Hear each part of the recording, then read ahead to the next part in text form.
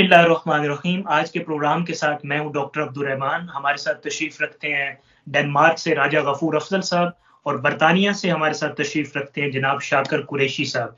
बहुत बहुत शुक्रिया आप दोनों मेहमानों का, आपने प्रोग्राम के लिए अपना कीमती वक्त दिया।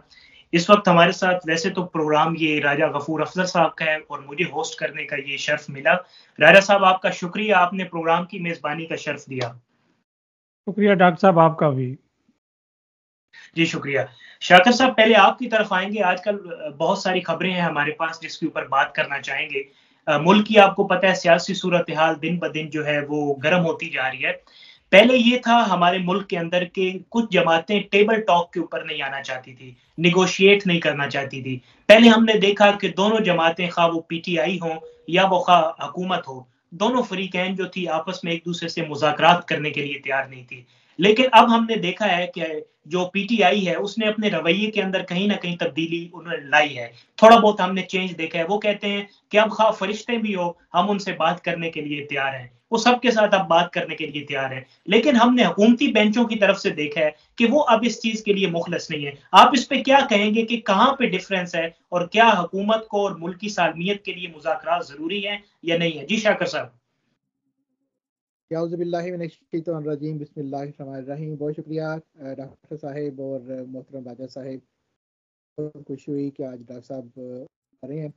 दुरुस्त फरमाया आपने डॉक्टर साहब, बड़ा ही अहम है इस वक्त मुज़ाकरात का होना और मुज़ाकरात के लिए इंशाल्लाह जल्दी ही जो ना टेबल सज जाएगा।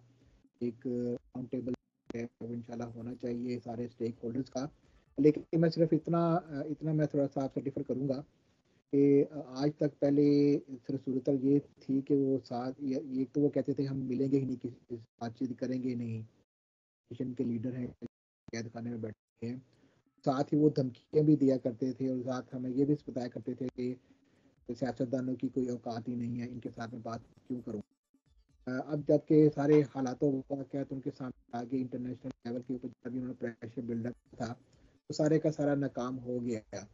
अब वो अल्लाह ताला माफ़ करे जो उन्होंने ये सिविल नाफरमानी की जो एक कॉल दी थी वो भी अब उन्होंने डिज़ोल्व की है, उसको भी वापस ले लिया है। लगता तो यही है कि उनके कुछ जो चाहने वाले हैं साथियों ने अभी बताया कि वो कॉल हम वापस ले रहे हैं, लेकिन अभी तक हेड 804 की तरफ से अभी तक कोई कॉल नहीं आई। पार्टी की तरफ से, हुक्मरानों की तरफ से जो मौक़िफ़ आया है वो यही है कि इनके साथ मिलने के बाद जो कैद खाने से निकल के बाहर जो लोग आते हैं वो सामने खड़े कुछ और बात करते हैं, हमारे पास आते हैं कुछ और बात करते हैं, किसी और के पास जाते हैं तो कोई और बात कर देते हैं। तो अभी तक हमें इनके साथ वो कॉन्फिडेंस बिल्डअप नहीं हो सका। तो सेम यही बात कल तक वो भी यही कर रहे थे कि हमें अभी तक कोई कॉल नहीं आई, हमने किसी के साथ बैठ के बातचीत नहीं की। यानी कि वो जो था ना गोल मोल सा जो रवैया उनका था वो सब ने देखा। हम हुकूमत जो है पहले दिन से जब अभी अपोजिशन में थे तब भी, जब अभी इलेक्शन नहीं हुए थे तब भी, जब निगरान हुकूमत है तब भी, निगरान होने की हुकूमत आने के बाद अब भी, और जब भी पाकिस्तान के अंदर को बड़ा का मौका आया इन्होंने को धरने की कॉल दी। हमेशा इन्होंने कहा कि हम आपके साथ मिलकर बैठ के बात करने के लिए तैयार हैं, आप क्यों सड़कों पे आ रहे हैं, पार्लियामेंट पड़ा है, पार्लियामेंट पे आइए हमारे साथ बैठ के बात कीजिए। तो बहरहाल आपकी ये बात बिल्कुल ठीक है, बोले कि इन हालात वाक़यात के अंदर फौरी तौर पे टेबल पे आना चाहिए, बातचीत होनी चाहिए और जो भी इफ एंड बट्स है उनको ख़त्म हो जाना चाहिए। ना सिविल नाफरमानी की कॉल जो है पार्टी लीडरशिप को मिस्टर 804 को खुद अपनी आवाज़ में अपने बयान से कहना देना चाहिए कि जी मैंने ये वापस कॉल कर ली है, क्योंकि अभी तक ये थोड़ा सा गुमगुकी है कि पत्नी उसने कहा है, अली ने कहा है, तो जहांगीर ने कहा है, बदर ने कहा है, फलां ने कहा है। शाकर साहब मैं आपसे यहाँ पे ये भी इसमें इजाफा कर लें कि हमने पिछले दिनों में देखा है कि जो नायब वजीर आजम है हमारे, जो वजीर खारजा भी हैं इसहाक डार साहब, उन्होंने कहा है कि आपने जो कई वाकयात किए हैं 9 मई के और खास तौर पे 27 नवंबर या 26 नवंबर का जो वाकया जिसका जिक्र किया जाता है, उसके बाद अब हम भी इस काबिल नहीं है कि आपसे बात कर सकें। तो अब जो असल जो मुक्तदर हल्के हैं ये जिनके ऊपर सब नजरें जमा के बैठे हुए हैं कि जिनकी तरफ सब देख रहे हैं कि यही लोग कुछ देने के काबिल हैं। इस वक्त पीटीआई भी समझती है कि हुकूमत के पास कुछ देने को नहीं है और हुकूमत के पास भी यकीनन कुछ देने को नहीं है, क्योंकि चंद बुनियादी मुतालबात हैं। वो इमरान खान की रिहाई चाहते हैं। टेक्निकली अगर देखा जाए तो सियासी हरीफ हैं ये दोनों।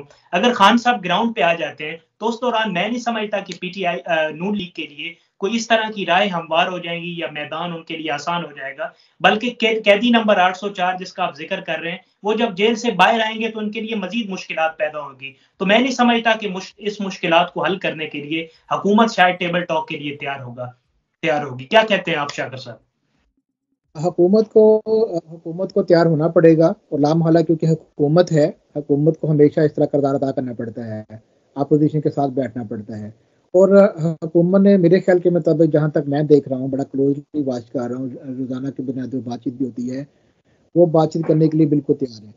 आप अपनी बात में देखिए, अपने फिक्रे के अंदर आपका एक बड़ा हम आपने बात की है कि अब तक अगर वो सीरियस हो के अपने केस जो भी उनके बने हुए हैं उनका मुद्दा सियासतदानों पर डालने की बजाय कोर्ट में चले जाते, और बार बार लोगों की तस्दीक करने की बजाय, हमारे चीफ ऑफ आर्मी स्टाफ की, आर्म फोर्सेस की, इंटेलिजेंस की, ISI की तस्दीक इंटरनेशनल लेवल पे करने की बजाय अफवाह तफहीम का रवैया के इख्तियार करते, बार बार इस्लामाबाद को उजाड़ने की, मुल्क को बंद करने की, पहिया जाम करने की धमकियां ना देते, और आवाम को तकसीम ना करते, नौजवान नस्ल को खासतौर पर आपस में तकसीम ना करते, तो हमारी तरफ से तो हुकूमत की तरफ से, PML की तरफ से तो पॉजिटिव रवैया ही रहा है।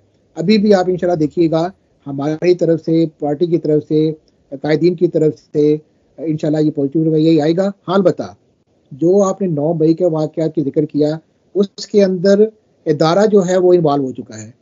इदारे ने ये अपना ज़ाहिर कर दिया कि जी क्योंकि हमारे हेडक्वार्टर के ऊपर हमला हुआ है, हमारी तंसीबात के ऊपर हमला हुआ है, हमारी जुरिडिक्शन के अंदर हमला हुआ है, हमारी हमारी जो उन्होंने हरकत की है, हमारे घरों के अंदर घुस के, तंसीबात के अंदर घुस के उन्होंने काम किया, तो वो हमारा लॉज के ऊपर जो है ना लागू होगा, तो आप हमें इनके साथ निपटने दें। तो वो निपट रहे हैं। हमने कहा जी ठीक है निपट लें, उन्होंने कहा जी हमें आर्मी कोर्ट चाहिए, हमने कहा जी ले लें, कोर्ट्स के पास जाए, सुप्रीम कोर्ट के पास जाए, जो सही रास्ता है आइन के मुताबिक वो अडॉप्ट करें। तो उन्होंने अडॉप्ट किया है। ये लोग धमकियां दे के आज तक, और इस कदर उन्होंने बुरी जुबान इस्तेमाल की है जो कि दुनिया के किसी मुल्क में, निकम्मे से निकम्मे मुल्क में भी ऐसा रवैया कभी अपने मुल्क के बारे में, मुल्क की तंसीबात के बारे में, इदारों के बारे में, कौम के बारे में, नौजवान नस्ल के बारे में कभी नहीं देखा गया। अब अल्लाह खैर करे, हमारी ये ख्वाहिश है कि वो पॉजिटिव रवैये की तरफ आ जाए। हाल बता, ये कहना हुकूमत का कि हम इसकी बात पे यकीन कैसे करें, उसकी वजह सिर्फ और सिर्फ यही है कि बार बार उनका जो यू टर्न है, बार बार उनकी जो तस्दीक है, वो अब नाकाबिले बर्दाश्त हो चुकी है। लेकिन मेरा ख्याल है इसका पॉजिटिव रिजल्ट आ जाएगा जल्दी। ठीक, अपना मैं राजा साहब की तरफ आऊंगा, डेनमार्क पे चलेंगे। राजा साहब, अगर आप यहाँ तक शाकिर साहब से कुछ सवाल करना चाहें तो आप कर सकते हैं, फिर मैं आपसे एक सवाल करूंगा, उसके बाद फिर हम दूसरे सेगमेंट की तरफ बढ़ेंगे कि आज हमारा जो सेगमेंट है, जिसका शायद इब्तदाई में जिक्र हो चुका, गलबन मैंने नहीं इसका इब्तदाई में हिस्सा उसमें शामिल किया। हमारा जो दूसरा हिस्सा है प्रोग्राम का, उस पर शाकिर साहब से पूछना चाहेंगे, आपसे भी मैं कमेंट लेना चाहूंगा कि जो हमारा सोशल मीडिया का जिस तरफ रुझान चल पड़ा है, खास तौर पे जो आजकल पिछले दिनों में कुछ चंद लोग बड़े वायरल रहे हैं, जिनकी वजह से सोशल मीडिया पे पाकिस्तान की आवाम और जो देखने सुनने वाले हैं, उन्होंने माशरे के अंदर अखलाकियात का जनाजा निकाला है। तो ये इसमें कहने में मुझे कोई तामुल नहीं है, उस पर भी मैं आऊंगा, लेकिन वो प्रोग्राम के दूसरे हिस्से की तरफ। जी राजा साहब, अगर आप यहाँ तक कोई सवाल करना चाहें शाकिर साहब से, तो ओवर टू यू। डॉक्टर साहब आपका बहुत शुक्रिया। डॉक्टर साहब देखें, जहाँ तक आपने सोशल मीडिया का जिक्र किया, सोशल मीडिया में, या जिस तरह शाकिर साहब फरमा रहे थे कि नौजवानों को जो है उनकी अखलाकियात को जो है वो छेड़ा गया, तबाह बर्बाद कर दिया गया। मुझे समझ नहीं आती कि इस्लामी जमहूरिया पाकिस्तान के जो भी वज़राए आज़म आते हैं, सबसे पहले वो आइन पर हलफ लेते हैं और सदर मुमलिकत उनका हलफ लेते हैं। तो क्या उस हलफ के अंदर लिखा हुआ है कि जो भी वज़ीर आज़म आएगा उसका जो है दायरा कार क्या होगा? उसके अंदर लिखा नहीं होता आइन के अंदर, तो खाली जो है वो हलफ उठा के उसके बाद वो चले जाते हैं। तो उसके बाद उन्होंने करनी है अपनी मर्जी। इमरान खान साहब ने जो 4.25 साल हुकूमत की, उन्होंने मर्जी की, आइन को तो उन्होंने देखा ही नहीं। आइन की वो बात करते थे लेकिन वो आइन के नज़दीक ही नहीं जाते थे, कभी उन्होंने आइन उठा के नहीं देखा। पता नहीं उन्होंने आइन पढ़ा था या नहीं पढ़ा था, या उनको अपनी पार्टी का आइन, उनकी पार्टी का नाम है तहरीक इंसाफ, उनका तो सारा काम ही जो है इंसाफ पर मबनी है, लेकिन वो इंसाफ के लिए कोई काम ना कर सके। आज वो इंसाफ के मुतलाशी हैं। आज वो 804 पर जो है उनके वर्कर फख्र महसूस करते हैं। मेरा आप दोनों अपना डॉक्टर साहब आपसे भी चुपता हुआ सवाल है, शाकिर साहब से भी, क्या बंदा जो जेल में चला जाता है वो फख्र महसूस करता है? जिस सियासी लोग जो है वो जब तक कैदी ना हो तब तक वो सियासतदान नहीं बनते। तो हमारा मुआशरा जो जेल में जाता है वो अच्छा नहीं काउंट किया जाता, उसको अच्छे नज़र से नहीं देखा जाता। लेकिन हमारे सारे वज़राए आज़म जेल में जाते हैं, हमारे सारे मिनिस्टर जेल में जाते हैं, तो हमारे बानी जो थे कायद आज़म रहमतुल्लाह अलैह, वो तो एक दिन जेल में नहीं गए। शाकिर साहब, इस कौम का क्या बनेगा? ये बहुत आपने आखिरी फिक्र आपका इंतहाई शानदार है कि पाकिस्तान को मार्ज़ वजूद में लाने के लिए इतनी लंबी जो तगोदो की गई, इतना लंबा एक सिलसिला था, इतनी इतनी लंबी जद्दोजहद थी। एक दफ़ा भी हमारे कायद जो हैं वो ऐसी किसी सिचुएशन का उनको शिकार नहीं होना पड़ा कि जिसके ऊपर उनके ऊपर मुकदमात हों, उनको जेल जाना पड़े। इंतहाई ज़बरदस्त तरीके से उन्होंने, और उसी चीज़ को आगे हमें लेकर चलना चाहिए था, लेकिन अनफॉर्चुनेटली हमारे मुल्क के अंदर बड़ी इस चीज़ का फुकदान रहा। देखिए, आप दोनों से मैं अर्ज करना चाहूँगा कि आज भी इस वक्त हमारे मुल्क के अंदर सिविल नाफरमानी की तलवार सर पे लटकी हुई है। किसी वक्त भी फिर दोबारा उनकी तरफ से ऐसा ऐसा जेस्चर आ सकता है। जैसे कि अभी 2 दिन पहले एक तरफ वो हुकूमत से कह रहे थे कि हमने कमेटी बना दी आपके साथ बातचीत करने के लिए। कमेटी कही जा रही थी, हमसे किसी की बातचीत नहीं, हम कोई सलाह कोई गुफ्तगू नहीं कर रहे।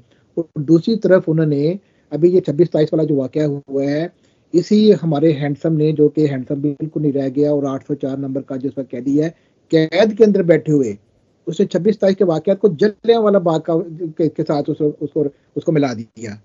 और हमारे चीफ ऑफ आर्मी स्टाफ को वो उस जनरल के साथ जिसने वो अल्लाह ताला माफ करे जलियांवाला बाग किया था, मैं तो उसका नाम भी नहीं लेना चाहता, वो जिसको बाद में कत्ल कर दिया गया था, ठीक है। मरने वालों में जो मरे थे उस फायरिंग के अंदर, उनका एक नौजवान बच्चा यही लंदन में आके यहाँ उसको मार गया था, जनरल डायर को कह देता हूँ नाम उसका। तो अब ऐसे हालातों वाक़यात के अंदर हमारे पाकिस्तान के अंदर दूर दूर तक ऐसी कोई सूरत हाल नहीं है कि इस तरह के वाक़यात श्रीलंका जैसा कंट्री हो जाएगा, इस मुल्क के चार टोटे हो जाएंगे, मईशत की तबाह हो जाएगी, और मुल्क का वक्त का प्राइम मिनिस्टर को, जिसको अल्लाह ताला ने उसके सर के ऊपर सरखाब का पर लगा दिया, वो अपने मुल्क के बारे में ये कह रहा है कि ये टोटे टोटे हो जाएगा, ये मेरे बगैर कुछ नहीं चलेगा, इसकी मईशत तबाह हो जाएगी, है जी, हम बैंकरप्ट होने वाले नहीं, हो चुके हैं। तो इस तरह के वाक़यात, मैं तो सही बात की है, आखिरी बात या हाँ जी, सिर्फ एक फिक्र ऐड करना चाहता हूँ कि मेरे मुल्क के हुक्मरानों, जो कि मेरे कायदीन है, उन्होंने भी इस चीज़ को कंडेम नहीं किया। हमारे army staff, chief of army staff के ISPR, किसी सियासी जमात ने, राजा साहब जैसे किसी सहाफ़ी ने भी इसको कंडेम नहीं किया कि भी पाकिस्तान के इन हालात को जलियांवाला बाग से मिलाने की क्या ज़रूरत थी। हमारे चीफ ऑफ आर्मी स्टाफ को वो उस जनरल का नाम देने की क्या ज़रूरत थी जिसने अंदर 2 लोगों को कत्ल वाला कर दिया था। इसके ऊपर एहतजाज मेरा बनता है, मेरा ख्याल है कि हर बंदे को करना चाहिए। हमारे पाकिस्तान के प्राइम मिनिस्टर को भी करना चाहिए, ISPR को भी इसके ऊपर अपना मौक़िफ़ देना चाहिए कि ऐसा क्यों है। राब्ते हो रहे हैं, बैकडोर राब्ते चल रहे हैं हुकूमत के उसके जो एक खास, जिनको खलाई मखलूक कहा जाता है, उनके दरमियान और PTI के दरमियान कोई राब्ते चल रहे हैं? कोई आपकी खबर है? देखिए, मैं इस बारे में इस तरह कहूँगा कि पिछले चंद महीनों से, लगभग 1 सवा साल 1.5 साल से उन्होंने पूरे का पूरा ये जेस्चर दिया है, हमारे आर्म फोर्सेस ने, इंटेलिजेंसिया ने, कि वो स्टेप बैक करके बैठे हुए हैं। नो डाउट हर तरफ से उनके साथ कोशिशें हो रही हैं। नो डाउट के जो बाकी स्टेक होल्डर हैं, फजल रहमान साहब जैसे या दीगर जमातों वाले, वो सब उनके साथ किस न किस तरीके से लिंक अप तो हैं, राब्ते उनके साथ हैं, मीडिएटर उनके साथ कोई ना कोई रहेंगे, और इसके बगैर चारा ही नहीं है। लेकिन वो चाह ये रहे हैं कि अब ये जो यहाँ गलतियां कोताहियां, बड़े बड़े ब्लंडर्स हुए हैं, वो मजीद ना हो, और जिन्होंने किए हैं, मैं तो हैरान हूँ इस बात के ऊपर कि आर्म फोर्सेस भी कह रही है, हमारी हुकूमत भी कह रही है, हमारे काबीना के लोग, हमारे प्राइम मिनिस्टर कह रहे हैं कि जो किया है उसके ऊपर शर्मिंदगी करें, फिर आपके साथ बातचीत करते हैं। भाई, इतना बड़ा आपने ब्लंडर कर दिया, मुल्क को तबाह बर्बाद कर दिया, मुल्क तबाह कर दी, नौजवान नस्ल तबाह कर दी, सिर्फ माफी मांगने से काम हो जाएगा? मैं इस चीज के बड़ा सख्त खिलाफ हूँ। जो चीज गलत की गई है, चाहे मैंने की है, मेरा एक मखसूस फिक्र है, राजा साहब के साथ मकसद शेयर करता हूँ, मेरे वालिद मोहतरम ने भी की है। अगर कोई गलती की है, इतना बड़ा ब्लंडर किया, तो उसको सजा दो। मैंने की है, मेरे किसी बहन भाई ने की है, पहले सजा मुझे दो, उसके बाद में उसको साफ करो। ठीक है, हमने प्रोग्राम में आगे भी बढ़ना है, क्योंकि वक्त हमारे प्रोग्राम का थोड़ा होता है। जाहिर है रेडियो पे तो हम एक खुला टाइम होता है, यहाँ पे एक जरा कैलकुलेटेड सा टाइम है हमारे पास। तो आगे हम बढ़ना चाहेंगे। जाहिर है आपने दुरुस्त फरमाया कि एक सब जमातों को एक टेबल के ऊपर बैठना पड़ेगा। अब ये नहीं है कि हम ये इस बात को रिमाइंड करके या अपनी जुबानों पे जुबान ज़द-ए-आम करते हुए कहें कि उस जमात ने ये किया था, तो हम भी इस तरह करेंगे। अब बदला लेने का वक़्त नहीं है। पाकिस्तान पहले भी इन चीज़ों का बहुत हद तक शिकार हो चुका है। पाकिस्तान ने जितनी दुनिया भर में पाकिस्तान वो वाहिद मुल्क है, जिसके मफादात सियासी जमातों के अपने ज़ाती मफादात की नज़र हो चुके हैं। तो पाकिस्तान के अब मज़ीद जो मफादात हैं, हमें उनको अपने सियासी नुक्ता नज़र और सियासी मामलात के नज़र नहीं करना चाहिए।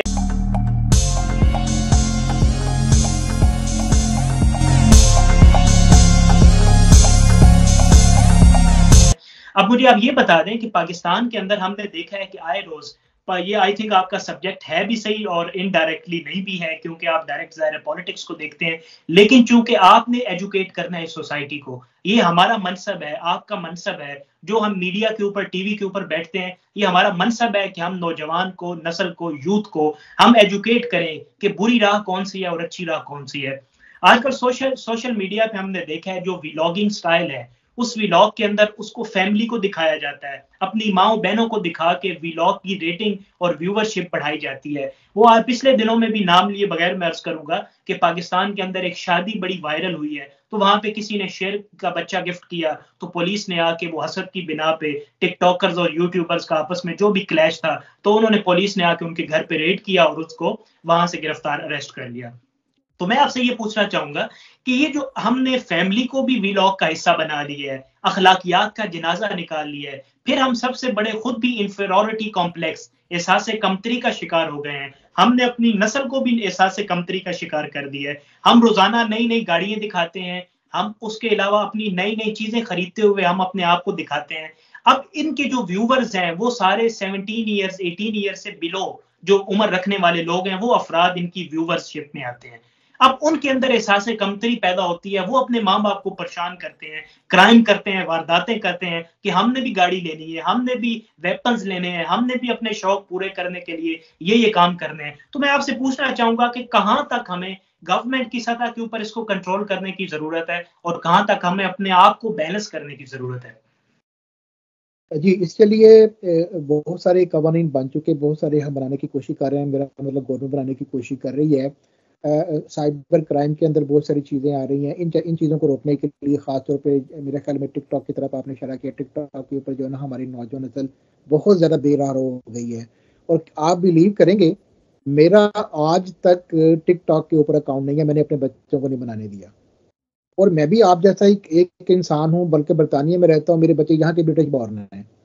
और आप यकीन करो, ये मुझे राजा साहब कभी कभार टिकटॉक भिजवाते हैं, कुछ मेरे दोस्त टिकटॉक भिजवाते हैं, मैं बगैर अकाउंट बने हुए मैं उसको जब क्लिक करता हूँ और मुझे वहां से फिर निकलना बड़ा मुश्किल हो जाता है, वो निकल नहीं देते। ऐसी वो अजीब सी उसकी ट्रांजेक्शन है। अच्छा, जब हम राजा साहब का या किसी का एक मैसेज देखने के बाद अभी हम उसके ऊपर रह रहे होते हैं, तो ऐसी चीजें पॉप अप होनी शुरू हो जाती हैं। ऐसे ऐसे कमाल की बेगैरती जो ना हमारे जो कौम के जो बच्चे और बच्चे करते दिखाई देते हैं। नो डाउट उसके अंदर बाकी कौमों के लोग भी होंगे, लेकिन हमारा क्योंकि सिलसिला उनके साथ है। और मैं हैरान रह जाता हूँ, जैसे अभी आपने बात की कि भाई और खामन अपनी बीवियों और अपनी बहनों की रिकॉर्डिंग कर रहे हैं, और मैंने इस तरह का ट्रेंड देखा। मैं अब ये कहना चाहता था, क्योंकि हमारा ये प्रोग्राम देखा जाता है, वो ऐसे तरीके से वो चीज़ों को रिकॉर्ड करते हैं कि सिर्फ व्यूअरशिप लेने के लिए अपनी बहन को, अपनी बीवी को उसके ऐसे तरीके से दिखाते हैं जिसके अंदर एक वो सेक्स का जो एक तो ना वो एक रवैया जो उसमें आ जाता है। अल्लाह ताला माफ़ करे। ये हमारे मुल्क के अंदर इसके ऊपर जितना जल्दी हो जाए फौरी तौर पे कार्रवाई होनी चाहिए। टिकटॉक बंद हो जाए तो तब भी ठीक है, कई मुल्कों में बंद किया पड़ा है, समझाइए ना। जिस मुल्क से वो जनरेट होता है, वहाँ के जो लोग आप देखो, चाइना के जो लोग हैं वो उसको इतना ज़्यादा इस्तेमाल नहीं करते। हमारे मुल्क के अंदर ऐसी चीज़ों के ऊपर जब हम थोड़ी सी रुकावट कर लगाने की कोशिश करते हैं, तो मीडिया के अंदर भी, और ये हमारे जो थोड़े से आज़ाद ख्याल किस्म के लोग हैं, और ये उठ के वबेला में चलना शुरू कर देते हैं, मुल्क को बनाना रिपब्लिक कहना शुरू कर देते हैं। लेकिन मगरब सारा इस वक्त अपनी औरत को, नंग ज़दा औरत को वापस लिबास पहनाने की तगदो में है। इसके बारे में हम राजा साहब के प्रोग्राम में पहले भी बात कर चुके। कभी इसके ऊपर मुकम्मल प्रोग्राम कीजिए, क्योंकि ये बड़ा ही इंपॉर्टेंट है। मेरी आपकी बच्चियां, उनकी आगे बच्चियां, हमारी औरतें जो ना इस वक्त बड़ा ही बुरे एक तरफ गहराई दलदल की तरफ जा रही हैं। और ये खुदा ना खास्ता उस वक्त, उस जमाने को देखिए, आज भी शाम के जो अंदर हालात हैं, सलाहुद्दीन अय्यूबी ने जब वहां फतह किया, तो उन फरंगियों ने, उन जालमों ने, उन इस्लाम दुश्मन ताकतों ने ये कहा था कि हम इस मुसलमानों की औरत का वो हाल कर देंगे, इसकी माँ का वो हाल कर देंगे कि ये दोबारा इस अयूबी जैसा सलाहुद्दीन अयूबी जैसा बेटा पैदा ना कर सके। और वो देखें किस कदर शद्दोमत के साथ पिछले 100 साल से अपने अज़ाइम में कामयाब है। उनका ग्रेटर इसराइल भी बढ़ता जा रहा है, मुस्लिम वर्ल्ड तबाह बर्बाद भी आपके सामने होती जा रही है, एक के बाद दूसरा मुल्क तबाह करते जा रहे हैं वो। और आप खास तौर पर देख लो, हर उस मुल्क की नौजवान नस्ल को उन्होंने तबाह किया। आज इस वक्त हमारे मुल्क के अंदर ये खेत तैयार किया जा रहा है, ये फसल तैयार की जा रही है, जो ना जमीन तैयार की जा रही है। अल्लाह ताला माफ करे, मेरे मुंह में खाक, ऐसा वक्त कभी ना आए, मेरी और आपकी, हम सब की बच्चियां माएँ बहनें जो हो ना इस दलदल से बच जाए। बिल्कुल ठीक है। राहिल साहब, मैं आपकी तरफ बढ़ना चाहूंगा कि ये जिसकी तरफ शाकर साहब ने भी इशारा किया कि ये जो वायलेशन है टिकटॉक के ऊपर और सोशल मीडिया के ऊपर, ये ओरिएंटेड वायलेशन के ऊपर जो मबनी कंटेंट है हमारा, इसके ऊपर हम किस तरह रोकथाम कर सकते हैं। और खास तौर पे जिस तरह इन्होंने एक लफ्ज इस्तेमाल किया जिसमें हम हैरासमेंट का भी एक वर्ड इस्तेमाल कर सकते हैं कि ये क्यों हैरास किया जा रहा है सोसाइटी की माओ बहनों को और खवातीन को, किस तरह से कौन से फिलफौर इकदामात करने की जरूरत है कि जिस तरह ये कंटेंट, वायलेटेड कंटेंट जो है, वायलेशन करने वाला, इसकी रोकथाम की जा सके। डॉक्टर साहब, आपने वजह फरमाया, शाकर साहब ने भी इशारा किया। अब देखें, ये कानून किसने बनाने हैं? कानून पार्लियामेंट ने बनाने हैं, वज़राए आज़म ने बनाने हैं, वज़रा ने बनाने हैं, मेंबर ऑफ पार्लियामेंट्स ने बनाने हैं। जब वज़राए आज़म भी मुतनाज़े हों, जेल हर जगह जो वज़ीर आज़म जो है वो सज़ा याफ्ता है। आपने टिकटॉकर्स की बात की, वो मजलूम नहीं है, वो अपने पैसे के लिए करते हैं, जो कुछ करते हैं वो ऐसी ऐसी चीज़ें हरकतें करते हैं जिससे उनको जो व्यूअर्स बढ़े और उनको डॉलर मिले।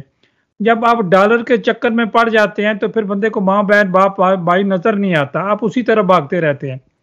अब बात आ गई मीडिया की। अब देखिए, मीडिया वाले हर जगह इकट्ठे बैठ जाते हैं, अपनी बातें भी करते हैं, गपशप भी लगाते हैं, लेकिन सोशल मीडिया पे बैठ कर या अपने चैनल्स पे बैठकर सियासी पार्टियों का जो है ना बखेरा कर देते हैं, उधेड़ के रख देते हैं उनको। अब सवाल ये पैदा होता है कि मीडिया के जिम्मेदार लोग क्या करते हैं, क्योंकि मीडिया सेठों का, तो सेठों ने पैसा लगाया होता है। आप देखिए जितने एंकर हैं, अल्लाह मुझे माफ़ करे, आप इनके करतूत देखें। एक चैनल में बैठ के 45 मिनट का प्रोग्राम होता है, 45 मिनट में वो कौन सी कौम की इस्लाह करते हैं जिनको लाखों के हिसाब से तनख्वाह दी जाती है, गाड़ियां दी जाती हैं, बला बला। बहुत अच्छे भी जो है वो एंकर भी हैं, बड़ा अच्छा काम करते हैं, ईमानदारी से काम करते हैं। लेकिन ये मैं अक्सर कहता हूँ, शाकर साहब से भी कभी जिक्र करता हूँ कि शाकर साहब, जब मालिक आपको डॉलरों में या यूरो में तनख्वाह मिलती है तो मालिक ने तो फिर आपसे काम लेना है। आपने मीडिया का जिक्र किया, मैं खबर यहाँ आपको ब्रेक करने जा रहा हूँ, शाकर साहब से पूछूंगा। इंग्लैंड में, बरतानिया में जो है हुकूमती वजीर हैं अलीम साहब, बड़े अमीर 3 आदमी हैं। कभी वो इमरान खान के पास थे, कभी वो चौधरी शुजात साहब के पास थे, और अभी जो है मियाँ साहब की हुकूमत में है। उनका चैनल था, जो मैंने देखा तो नहीं है, उनका समा चैनल है जो बरतानिया से चल रहा था। बहुत सारी बातें जो है वो सुनने में आ रही हैं। उनकी लाखों पाउंड की जो बिल्डिंग थी, उन्होंने बिल्डिंग खरीदी, इतना बड़ा सेटअप बनाया, इतने एंकर रखे, मुफ्त में उनको माइक दिए, मुफ्त में उनको कहा जी तुम जर्नलिस्ट हो, तुम हमें प्रोग्राम बनाकर भेजो। एक आधा लीडर बना दिया जो कभी एक चैनल का होता है, कभी दूसरे चैनल का होता है, उसको तनख्वाह दे दी। आज जो मेरे पास इंफॉर्मेशन है कि वो चैनल जो है बरतानिया से बंद हो चुका है, बिल्डिंग भी बंद हो चुकी है, और जितने हमारे भाई थे एंकर वगैरह साथी थे वो सारे बेरोजगार हो चुके हैं। तो शाकर साहब, कोई ऐसी बात है तो हमारे सामान्य नाजरीन को बताएं, इस बात में हकीकत है कि नहीं? जी शाकर साहब, क्विकली 1 मिनट पास। अच्छा, मैं सिर्फ इसके बारे में यही कहूंगा कि मैं 100% इसकी कंफर्मेशन इंशाल्लाह करके आपको बताऊंगा। लेकिन ऐसी चीजें, कुछ अफवाहें फैली हुई थी कि हालात वाक़ियत यहाँ दुरुस्त नहीं है।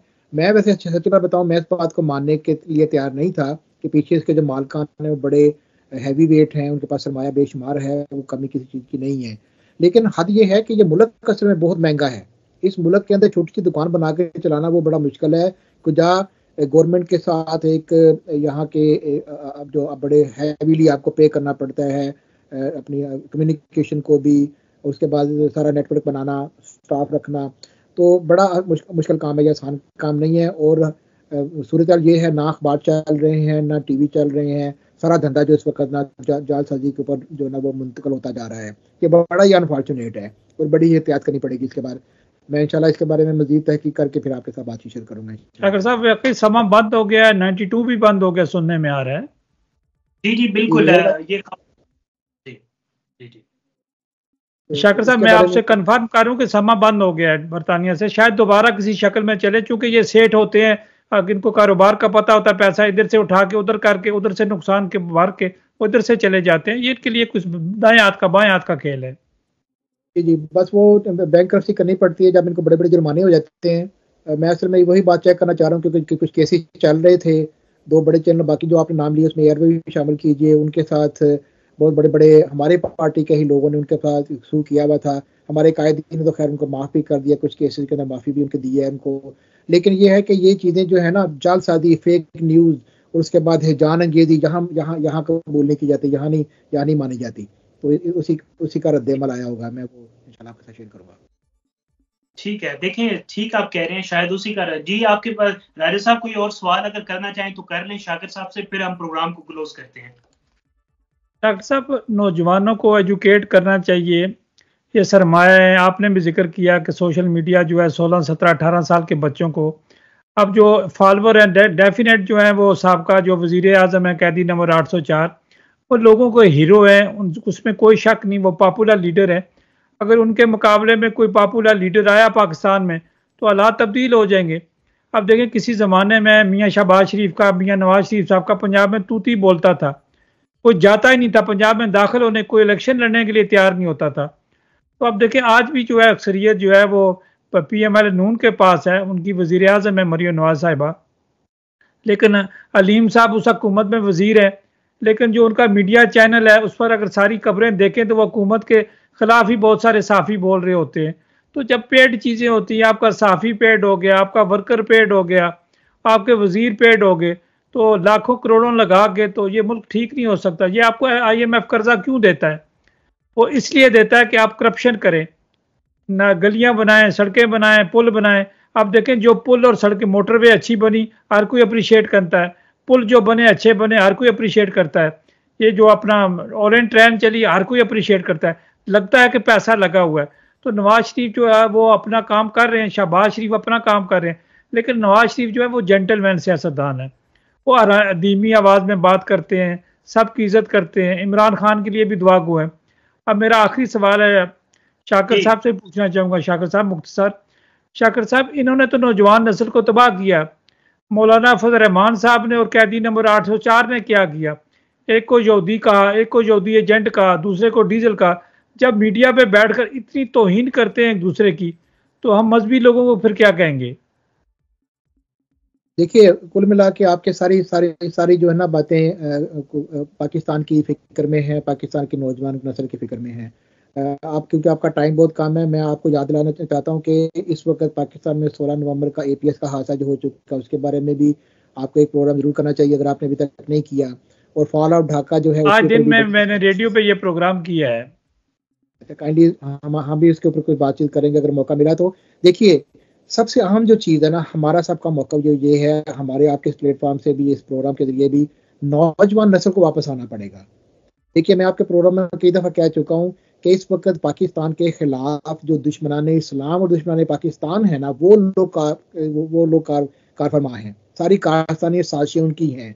और मैं कई दफ़ा ये कह चुका हूँ, उन लोगों में से जिनका दीन से कोई तल्लुक नहीं है, जिनका पाकिस्तान के होने ना होने से कोई तल्लुक नहीं है, वो असल में साजिशें जो घड़ रही हैं। डॉक्टर साहब दूसरों का नाम लेकर हम जान नहीं छुड़ा सकते, दुश्मन मुल्क के अंदर है। आपको कोई मना करता है आप नमाज ना पढ़ें, रोजा ना रखें, ज़कात ना दें, मस्जिद में जाएं, आप 5 वक्त की नमाज पढ़ें, कोई आपको मना करता है? हम जो इल्जामात लगाते हैं ये अमेरिका कर रहा है, ये इजराइल कर रहा है, भाई आपको खुद समझ नहीं, आप खुद ये काम करते हैं। मैंने हर चीज ये नहीं कहा, मैं पाकिस्तान के अंदर हम जो खुद हैं, हमारे पाकिस्तान के अंदर हमारे जैसे नाम, हमारे जैसे मुल्क के अंदर हमारे जैसे वालिदैन के पैदा किए हुए बच्चे, लेकिन उनमें से बेशुमार ऐसे हैं। मैं फॉर एग्जांपल मैं आपको बड़े डर के और खौफ के मारे में ये कह रहा हूँ कि 27 करोड़ में लगभग 1 करोड़ की तादाद हो चुकी है।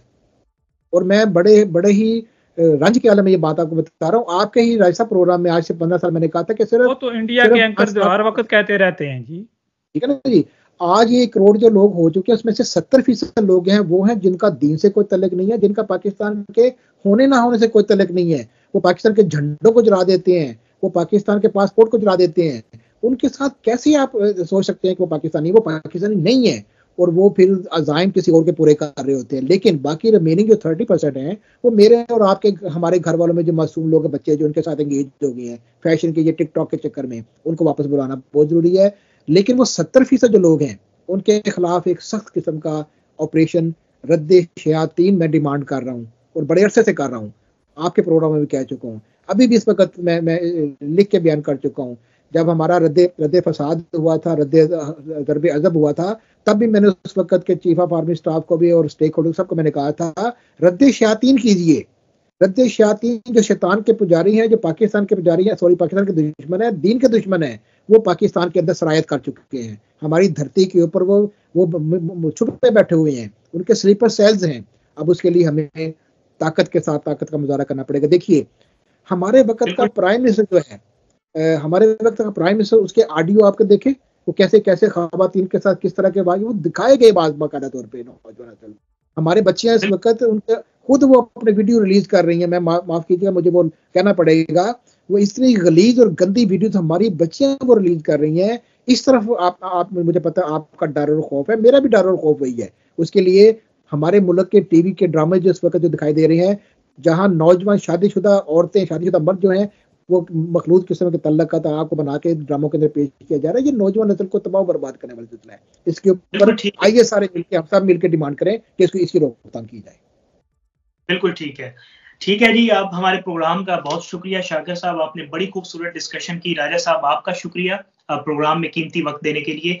बिल्कुल आपने ठीक कहा कि इस तरह का ऑपरेशन होना चाहिए, और जिसका एक मुंह बोलता सबूत। अगर आप पॉलिटिकली बात करें तो वो एक हमारे जो रिटायर्ड जनरल साहब हैं उनका भी एक चार्जशीट वो लगी है उनके ऊपर, और फौजी अदालतों में उनका ट्रायल शुरू हुआ है। हम ये चाहते हैं कि हाँ वो किसी जमात से भी उसका ताल्लुक हो जिसने पाकिस्तान को किसी भी तरह से नुकसान पहुंचाया है, उसको कटहरे के अंदर आना चाहिए और उसको हिसाब देना पड़ेगा। ये वक्त है कि किस किसने पाकिस्तान को नुकसान पहुंचाया है, पाकिस्तान के अंदर लूट मार की है। मैं बिल्कुल इससे 100% इत्तफाक करता हूं शाकिर साहब की इस बात से कि रद्दुश्शयातीन ये एक ऑपरेशन इस नाम से शुरू होना चाहिए। और मैं समझता हूं फिर इसमें वो सारे लोग इसमें इसकी जद में आएंगे, खा वो किसी भी ग्रोह से उसका ताल्लुक है, वो खा इधर के हैं या वो खा उधर के हैं, खा ऊपर वाली मखलूक के हैं या नीचे वाली मखलूक के हैं, वो कोई भी मखलूक से ताल्लुक रखता है। हमारा मकसद कोई पीटीआई या नून लीग या पीपल पार्टी, किसी सियासी जमात, हमारा कोई मतमा नजर नहीं है। हमारा सिर्फ और सिर्फ फोकस पाकिस्तान है, पाकिस्तान की सालमियत है, पाकिस्तान का इस्तेहकाम है।